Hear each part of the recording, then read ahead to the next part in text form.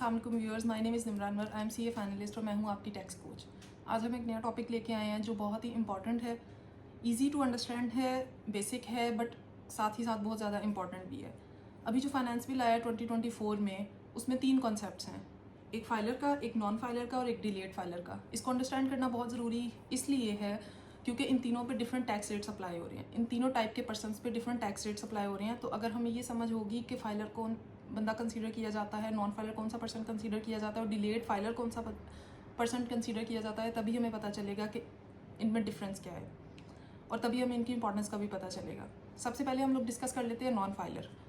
Non filer एक ऐसा person होगा जिसने अपनी 2 consecutive income tax returns under section 114 submit नहीं करवाई होंगी। और इनकम टैक्स रिटर्न्स सबमिट करवाने के लिए क्या टाइमलाइन है, वो अंडर सेक्शन 118 दी हुई है, राइट।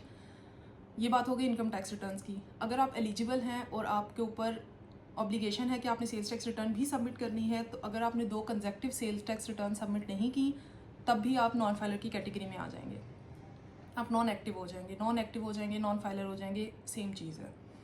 उसके अलावा अगर कोई पर्सन अपनी with holding statement under section 165 submit नहीं करता, तब भी वो नॉन फाइलर की कैटेगरी में आ जाएगा, राइट।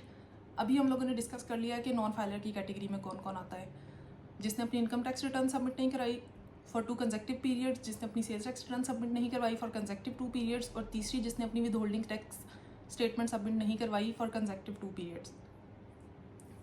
ऐसा पर्सन नॉन फाइलर की कैटेगरी में आ जाएगा, राइट। उसके अलावा हम डिस्कस कर लेते हैं डिलेड फाइलर की कैटेगरी।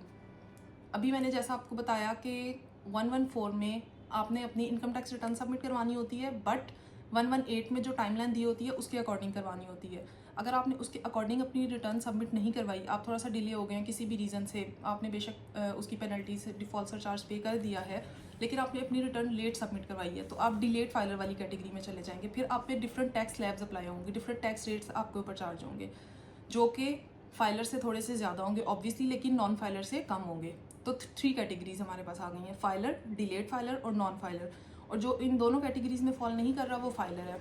मतलब इसका मतलब ये हुआ कि जो अपनी इनकम टैक्स रिटर्न्स भी कंसेक्टिव सबमिट करा रहा है और उसके अलावा जो अपनी सेल्स टैक्स रिटर्न्स भी सबमिट करवा रहा है टाइमली, उसके अलावा जिसने अपनी विद होल्डिंग टैक्स स्टेटमेंट्स भी टाइमली सबमिट करवाई हैं, वो फाइलर की कैटेगरी में आएगा और उस पर सबसे कम टैक्स रेट्स चार्ज होंगे।